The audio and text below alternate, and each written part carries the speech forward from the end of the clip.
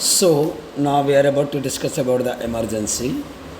So under this, basically, actually, there was one case related to 1971 elections. In that case, Allahabad High Court had removed Indira Gandhi from her seat of Lok Sabha because she had didn't follow some certain rules related to elections, and Indira Gandhi was found guilty. Now, Allahabad High Court said that Indira Gandhi cannot be the MP, Member of Parliament. If she cannot be Member of Parliament, then it means she cannot be even Prime Minister of the nation. Right. So this was the decision passed by Allahabad High Court. But however, she went to Supreme Court and Supreme Court gave the stay order on that decision. That means she can continue as the Prime Minister first till the court will finalize it. But very few days after that, JP movement became very strong. JP sir, Jay Prakash Narayan sir, was fighting against Indira Gandhi, and he was getting lot of support from the common people. Now to stop this JP movement and the oppositions, Indira Gandhi has imposed the emergency. And during this, all the fundamental rights of the citizen of the nation were cancelled. No fundamental rights were allowed. And she said that emergency is necessary in order to save the nation's democracy.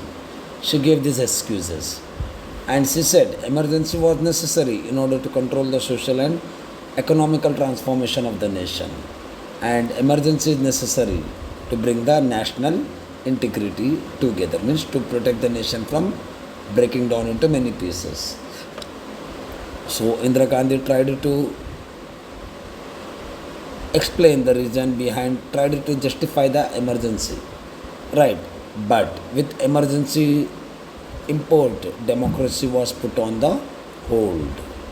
That means no democratic process will be continued now.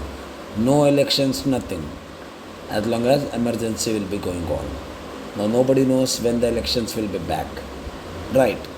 So here government has taken so many some of the dangerous steps to bring many changes in the nation. They said that these steps are necessary to bring the nation in a proper order.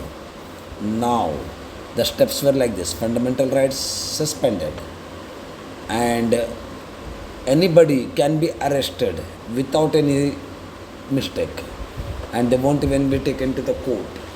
They will remain in the jail as long as the government wants them to be put into the jail, right? So nobody can ask to the court also, and nobody can even ask the police officer the reason behind their arrest, right? This type of things happened, and during this time some of the good things she done, that is controlling the prices, etc., black marketing, etc., had been controlled. But at the same time, some negative measures like destruction of the slum areas, because during 1970s election, Indira Gandhi promised Garibi Hatao, and to make sure India looks very rich, she removed the slum areas, right? And Indira Gandhi told the population is a big problem. That's why to control the population, she encouraged the government officers to do the forced sterilization. Sterilization means this is one operation where reproduction cannot be done by the human beings. So she did this forcefully in the name of population control.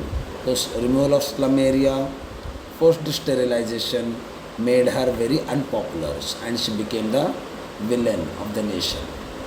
Right. So like this, many things were being done during the emergency. Okay. That's what some of the steps taken by government. One of the important amendment in the constitution also done, that is the very important 42nd amendment. Under this amendment, some changes were done. Amendment means changes. So some changes in constitution had been done, and the first one was excluding Supreme Courts from the election dispute. That means if during election, if any problem happens, any fighting happens, anything happens which is against the rules, then courts should not interfere. That means court do not have any right to punish anybody who is doing anything wrong during election, right? And Second change, strengthening the central government compared to state government. She made central government very powerful. That central government can remove any CM from the state government, even though the CM was a elected person. Right. And providing maximum protection from judicial. See, for social and economical changes, if the government brings some rules, then that rules cannot be challenged in the Supreme Court or any court. That means court should not interfere in any matter about money and social changes. Right. Next, making judiciary supervenient to the parliament. That means court should give the punishment and should decide the punishment after consulting with the parliament. That means suppose if Indira Gandhi's son had murdered somebody, before punishing the Indira Gandhi's son, court should ask the Indira Gandhi whether we should punish him or not. It means they can do anything. Court should listen to Indira Gandhi before punishing anyone, right, or before making any decision. So this was all happened under 42nd amendment. Clear about this? Okay. Yeah, that's it about the emergency in short, right?